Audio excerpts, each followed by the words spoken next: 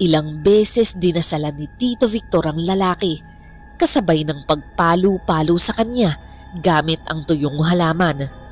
Bigla itong nangisay. Napasigaw ng malakas.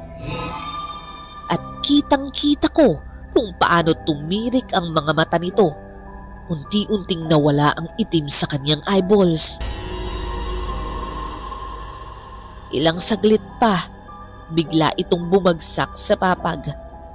At lahat ay natigilan, maging ako.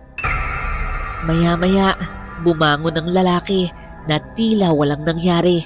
Napanganga ang mga tao sa paligid. Hindi makapaniwala sa himalang nasaksihan nila.